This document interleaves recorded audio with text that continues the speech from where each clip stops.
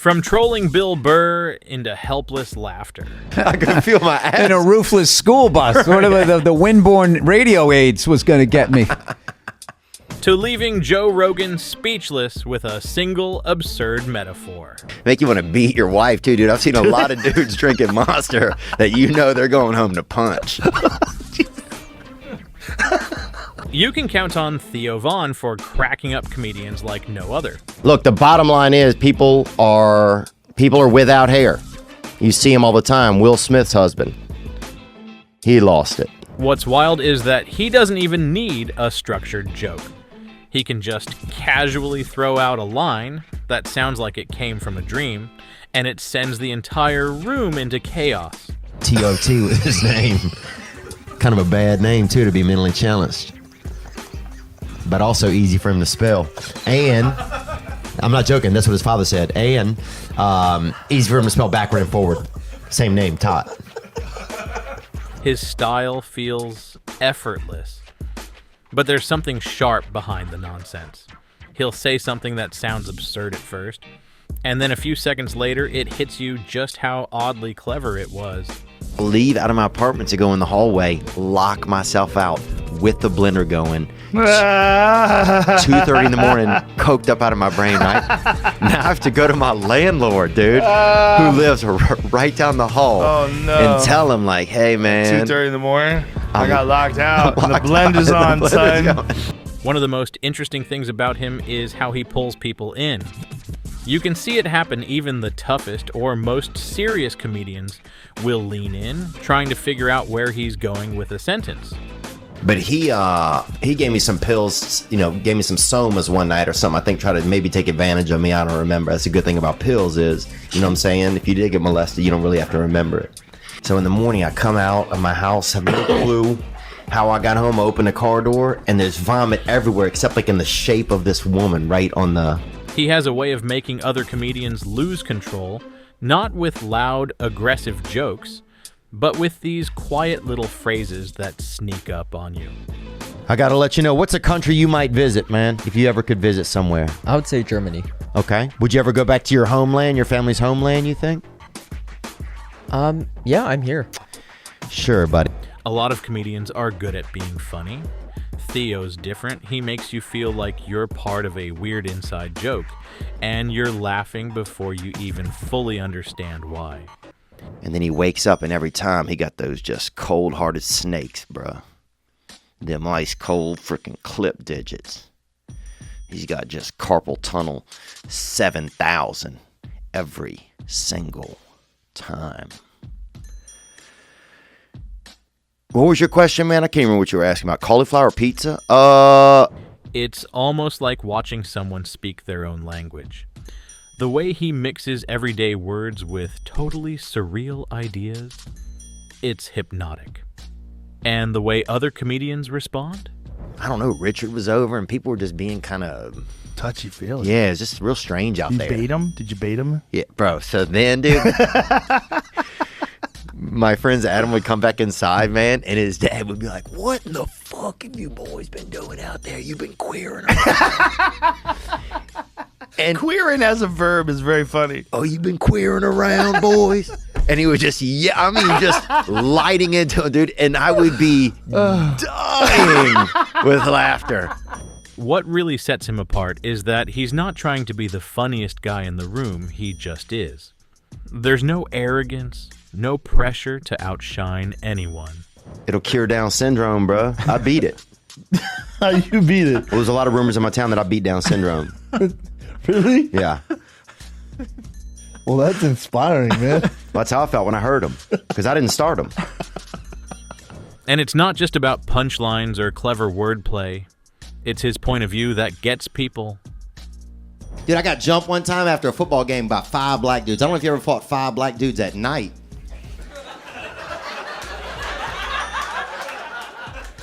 Just imagine you're fighting 5 black dudes, right? Now close your eyes.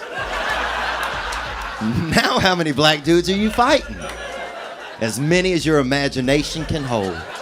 You'll often see other comedians try to keep a straight face, but then he says something so offbeat, they just lose it.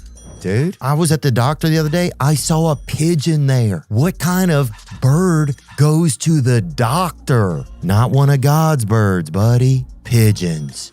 Dirt birds. Dick chickens. Pigeons are just doves that, probably were raised in Philadelphia or something. Don't lie to me that pigeons aren't from Philadelphia. It's also refreshing how he never tries to be edgy just for the sake of shock value. His humor is strange, sure, but it never feels mean or bitter. What's a country you might visit, man? If you ever could visit somewhere. I would say Germany. Okay. Would you ever go back to your homeland, your family's homeland, you think? Yeah, I'm here.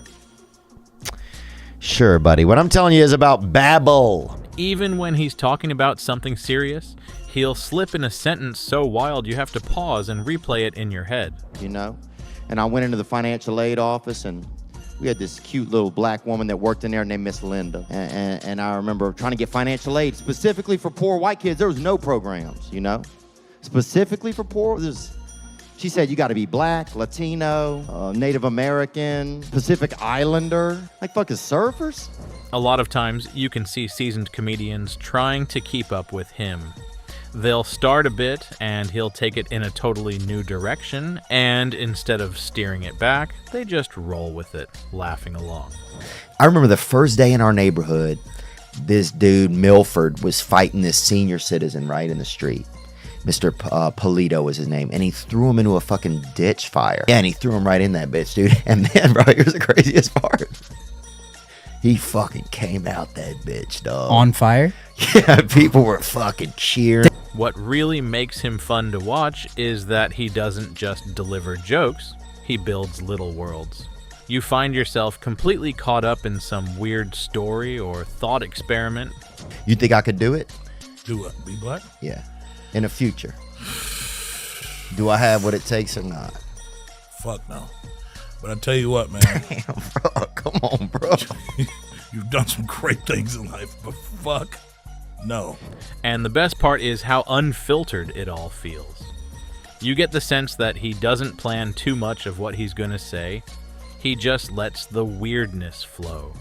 But it's also sad that somebody, this is ridiculous to say, probably that somebody can't, you can't even do cocaine in this country anymore, And that seems like a crazy thing to say. And don't say that. Don't say that. I said it. But don't say that anymore. I'm going to steal that line. That's going to, yeah. You also have to respect how comedians from all kinds of backgrounds respond the same way to him. Dude, but you're that dude. You go deep with whatever the fuck you're doing. I like to get right on the. I like to be a peeping Tom if I can. I'll watch your whole family eat dinner. I used to love that shit. Even when someone tries to change the topic, Theo finds a way to circle it back to something ridiculous. I bet a lot of people that have deficiencies and stuff like that immediately think you're their guy. You know what I'm saying? Like, I could see somebody with like a vitamin deficiency or like severe DNA deficiency or something, like a chromosome deficiency, being like, oh, this is our guy, this is our mayor, this is our Wizard of Oz. You don't think that at all? What's funnier is how calm he stays while everyone else is breaking down laughing. It's like he genuinely doesn't realize how funny he is. What about for you down there? Do you want to see it? Yeah. That's a huge thing. It's a gift, I feel like, to the whole world. I'm sure a lot of people feel that way. I thought it was going to be just this little tiny. Did you? Yep, that's right. You could have a sip. Oh, no, sorry. What? You just took it too far. And the metaphors he uses? Completely wild. He'll compare something totally normal to the most random thing you could imagine, and somehow it fits.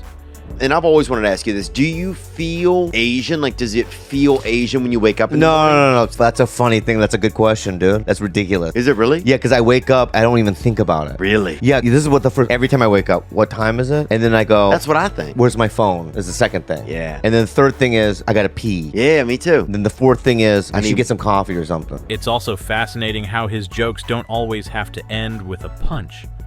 Sometimes they just hang in the air and everyone around him is left to fill in the blanks.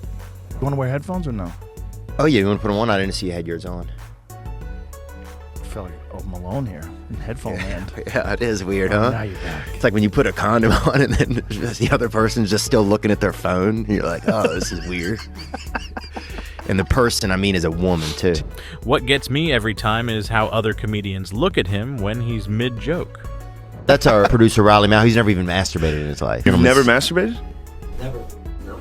Give it a shot. No, you can't. He's like It's too late now. No, it's not too. I don't think it's too late. I don't know. Hopefully he can. I don't know. He might have autism. I don't even know him that well. He's a great guy, and I'm glad that he's here. Sorry, I didn't mean to bring that up. It just kind of fell in the conversation. What's hilarious about Theo is he doesn't even try to be funny. It just happens. He'll say something completely random in the middle of a serious chat, and suddenly everyone's dying laughing. Ben Simmons is like a Mick. He's a black and I think he's black and white, right? He played at LSU. He's a great basketball player. What does it have to do with his sexuality? But he's beige. You know what I'm saying? He's beige. Does it? You know what I'm saying? Does it end? And the way people react to him, that's part of the comedy too.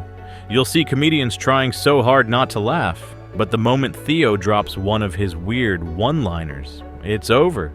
I mean, I remember when Nate Bargatze was on your podcast, you said that you were waiting till you got a little older to watch Malcolm in the Middle. Yeah. And I think about that a lot, you know. Thanks, man. Just what exactly that means. Yeah, I think some things I'm just saving. You know what I felt like most of my life? When you watch those clips of him cracking everyone up, it's not just about the laughs, it's about the vibe. The room feels lighter.